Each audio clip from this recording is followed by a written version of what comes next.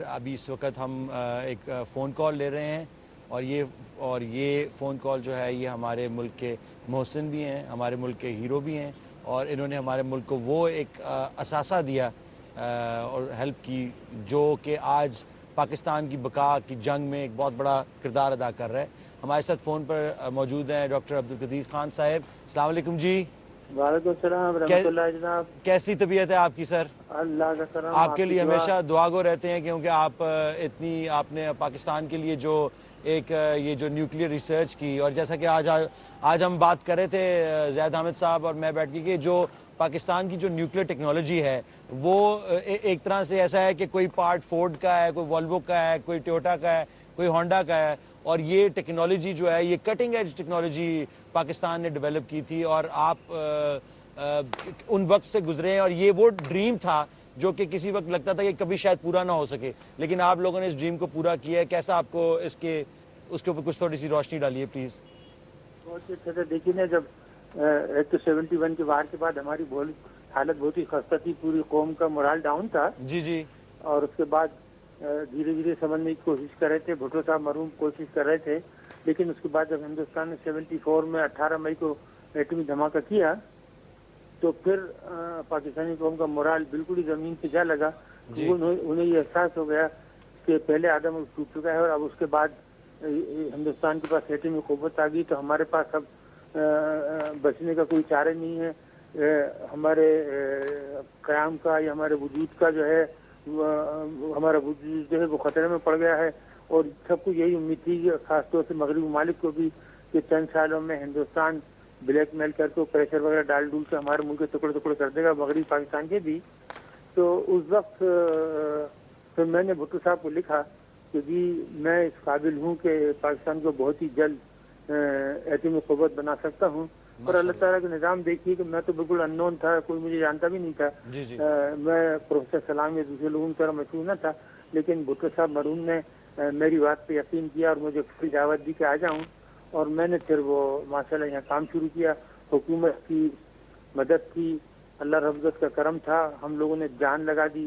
بالکل اسی طرح جس طرح پاکستان بنانے والوں نے اپنی جان لگا دی تھی, اسی طرح ہم نے بھی, میرے رفقۂ کار اور میں نے, ہم نے دن رات کام کیا, 18-20 گھنٹے روزانہ کام کیا, 7 دن کام کرتے رہے. اور اللہ تعالیٰ نے ہمیں کامیابی سے نوازا. اپنی زندگی میں ہم نے یہ دیکھ لیا. اور آپ نے دیکھا کہ جب ہندوستان نے دھماکے کی ہم نے اس کا جواب دیا, اور ہندوستان نے وہ جو پہلے اڈوانی تھا اور بکواس کرتا تھا ہم یوں کریں گے اور سر جھکا کے چلو اور تمیز سے چلنا سیکھو وغیرہ وغیرہ, وہ سب ان کی باتیں بند ہو گئی, ختم ہو گئی. اور اب کوئی ہمیں دھمکی نہیں دیتا, نہ ہندوستان نہ کوئی اور ملک. تو اللہ تعالیٰ کا کرم ہے, اس نے وسیلہ بنایا ہمیں. اور ہم نے تو صرف ملک کی خدمت کی.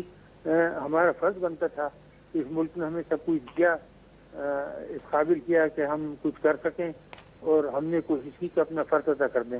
ماشاءاللہ. ڈاکٹر صاحب میں آپ کے نیکسٹ سوال پوچھ رہا ہوں, وہ یہ ہے کہ جیسا کہ آپ لوگ 1970 کی دہائی سے یہ آپ نے خواب دیکھا کہ پاکستان ایک نیوکلیئر اسٹیٹ بن سکتی ہے, اور بہت سارے ذرائع سے یہ معلوم پڑتا ہے کہ پاکستان میں ایسے ریسرچ ڈیولپمنٹ پروجیکٹس چل رہے ہیں جو کہ کٹنگ ایج ہیں, جو کہ آبویسلی ملٹری یوز کے لیے بنائے گئے ہیں, لیکن اگر ان ٹیکنالوجیز اور سائنسز کے ساتھ اگر ان کو سویلین ٹیکنالوجی سویلین ہاتھوں میں بھی دیا جائے, not just nuclear technology but other technology جس میں اور پاکستانی اور جو ہیں وہ سائنس کے شعبے میں آئیں اور اس پاکستان کو ایسے مقام پہ لے کے جائیں جس مقام پہ آپ لوگوں نے پاکستان کو پہنچایا, تو آپ کو لگتا ہے کہ پاکستان کا جو ڈریم ہم لوگ یہاں بیٹھ کے دیکھ رہے ہیں یہ آئندہ شرمندہ تعبیر ہوگا؟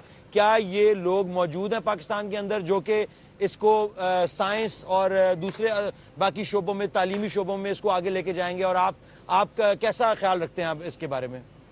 دیکھیے یہ چیزیں جو ہوتی ہیں عموماً یہ ہوتی ہیں کہ حکومت کیا کرتی ہے. دوسرے ممالک میں جہاں بھی ترقی ہوتی ہے نا, وہ حکومت سمت کا تعین کرتی ہے, اور ہماری جو کامیابی تھی اس میں بھٹو صاحب نے ایک سمت کا تعین کر دیا تھا, اور اس کے بعد مرحوم جنرل ضیاء الحق نے اس کو جاری رکھا. تو جب اگر حکومت چاہے اور صحیح لوگوں کو لگائے اور سہولتیں مہیا کرے, یہاں بڑی پرابلم ہے کہ جو لوگ اوپر بیٹھے ہوتے ہیں ان کا نہ ویژن ہوتا اور نہ ہی اس قسم کی کوئی تعلیم ہوتی کہ وہ ان چیزوں کو سمجھ سکیں. اور بس ہر چیز جو ہے وہ ڈھاک بیسس کی چلتی ہے حفاظت طریقے سے، تو سائنسدان انجینئر کچھ نہیں کر سکتے. آپ نے سائنسدان انجینئر سے کام لینا ہے تو آپ ان کو گول دیجیے، آپ ان کو بتائیے کہ آپ چاہتے کہ آپ نے کیا کرانا ہے جی. اور اس کو ہمارا تو یہ تھا کہ ہر مہینے غلام اسحاق صاحب اور ہم سب حامد شاہی صاحب اور رجیم شاہی صاحب ہم بھٹو صاحب کے پاس جاتے تھے. جب ماشاء اللہ لگ گیا تو ہم ہر مہینے بلکہ مہینے میں 2 مرتبہ مرحوم جنرل ضیاء کے پاس جاتے تھے، ان کو بتایا کرتے تھے، ان کو اپ ٹو ڈیٹ رکھتے تھے اور روز روز کی ترقی کے بارے میں ہم بتاتے تھے. تو اسپیشل انٹرسٹ لے رہے تھے وہ سب لوگ؟ جی وہ یہ جو حکمران تھے اس وقت جنرل ضیاء الحق یا بھٹو صاحب، یہ اسپیشل انٹرسٹ لے رہے تھے اس پروجیکٹ میں، اس وجہ سے یہ پروجیکٹ کامیاب ہوا. لیکن آج کل کے حکمران اس قسم کا کوئی بھی انٹرسٹ نہیں لے رہے. آپ کا کہنے کا یہ ہے؟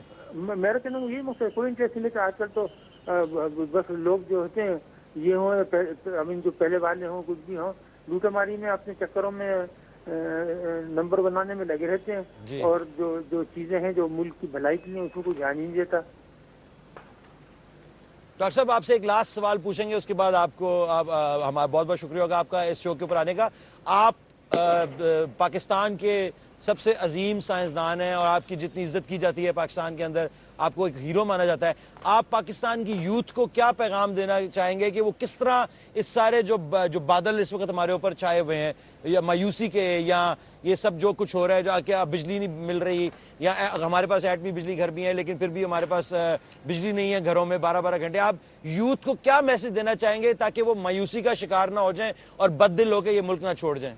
میں ان سے یہی عرض کروں گا کہ دیکھیے کبھی بھی بد دل نہ ہو، حالات برے اور اچھے آتے رہتے ہیں. ابھی ہمارا ملک بہت نیا ہے. اگر کسی ملک کی تاریخ دیکھیں تو دوسرے ممالک میں انہوں نے کئی سو سال کام کر کے یہ ترقی حاصل کی ہیں. ہم تو ابھی 50-60 سال پرانے ہیں اور ہمیں جتنی مشکلات کا سامنا پڑا، پہلے ملک نیا بنا تھا، یہاں کچھ بھی نہیں تھا، نہ تعلیمی ادارے تھے نہ انڈسٹری تھی. اس کے بعد جو پھر ہم پہ جنگیں تھوپ دی گئیں 65 کی بار، پھر 71 کی بار، ملک ٹکڑے ٹکڑے ہو گیا. تو یہ چیزیں ہیں کہ ملک میں کئی ممالک کو سابقہ پڑتا ہے. میرا ان کو یہی مشورہ ہے کہ ہرگز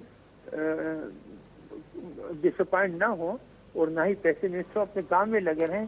اور اگر وہ اور دوسرے لوگ مل کر اچھا کام کر رہے ہیں تو اللہ تعالیٰ ضرور کوئی نہ کوئی ایسا موقع انہیں مہیا کرے گا جس میں وہ اپنی کارکردگی، اپنی صلاحیتیں دکھا سکیں گے. تو کبھی بھی ناامید نہ. دیکھیے میں بھی باہر تھا، بہت اچھی نوکری تھی اور بہت ہی اعلیٰ درجے کی زندگی تھی، لیکن میں بھی چھوڑ کے آ گیا. مجھے تو کبھی یہ دکھی نہیں ہوا کہ میں نے کیوں چھوڑ دیا اور میں کیوں آ گیا، میں وہاں یہ کر لیتا وہ کر لیتا. مجھے جو خوشی ہے کہ میں نے اپنے ملک کو ایک ناقابل تصویر دکھا دیا. اور مجھے جو سب سے بڑی خوشی ہے، دنیا کی کوئی دولت قارون کے خزانے وہ خوشی نہیں دے سکتا کہ جو عوام نے مجھے یہاں محبت دی ہے اور عزت دی ہے، وہ مجھے کہیں بھی نہیں ملتی اور دنیا کی پوری دولت بھی دے تو نہیں ملتی. تو میرے لیے تو اگر ایک بچہ باہر سے گزرتا مجھے پہچان کے سلام کر لیتا ہے، میرے لیے تو وہ کروڑوں روپے سے زیادہ قیمتی ہے. تو اگر کوئی بھی محنت کرے گا، اچھی طرح کام کرے گا اور ان لوگوں کو کرے گا، اور ماشاءاللہ بہت عقل مند ہیں، اپنے کام میں لگ رہے ہیں، اپنے ساتھیوں کو بھی لگائیں، ایک دوسرے کو ڈسپوائنٹ نہ کریں، ان کی ہمت افزائی کریں، ان کی ہمت سنگ نہ کریں. بہت شکریہ آپ کا، بہت بہت شکریہ آپ کا اس شو پہ آنے کا اور ہمارے ساتھ بات کرنے کا. اپنے یہ بیسکلی آپ ایڈریس کر رہے تھے پاکستان کی یوتھ کو، اور آپ کا بہت بہت شکریہ. اور آپ ہمیشہ جب تک پاکستان قائم رہے گا آپ کا نام یاد کیا جائے گا. بہت بہت شکریہ. جی ڈاکٹر صاحب، ڈاکٹر قدیر صاحب آئے تھے، انہوں نے اس ملک کو ایک ناقابل تسخیر ایٹم بم کی صورت میں، کہنے کو تو ایک بڑی عجیب سی بات لگتی، لیکن اسٹریٹجکلی ڈیفینس اینڈ اسٹریٹجی میں کہ جب اگر ایٹم بم نہ ہوتا تو اسرائیل آپ حملہ کرنے جا رہا تھا اور انڈیا وغیرہ یہ سارے آ جاتے. تو اس کے بعد نیوکلیئر پاکستان کی جو رسپانسبلٹی بھی ہے، اور اس کے ساتھ ساتھ یہ ایک ہمیں ایک طرح سے وہ بھی دیتی ہے کہ دیکھیں ہم صرف 60 سال یا 61-62 سال پرانا ملک ہیں اور ہم پچھلے 8-10 سال سے ایک نیوکلیئر اسٹیٹ بھی ہیں. اس کا مطلب کہ جو آپ کی جو باتیں ہیں، جو آپ لوگ سب باتیں کر رہے ہیں حضرات، وہ باتیں ری ایشورنگ ہیں کہ it's a young country but still it has achieved so much. ہاں جی مایوسی ہے، بہت ساری چیزوں میں مایوسی ہے، لیکن اس کے ساتھ ساتھ ہوپ بھی ہے، کیونکہ عمران خان صاحب جیسے لوگ ہیں، احمد صاحب جیسے لوگ ہیں، آپ جیسے لوگ یہاں پہ بیٹھے ہوئے ہیں جو کہ قوم کو راستہ بار بار دکھانے کے لیے ہیں.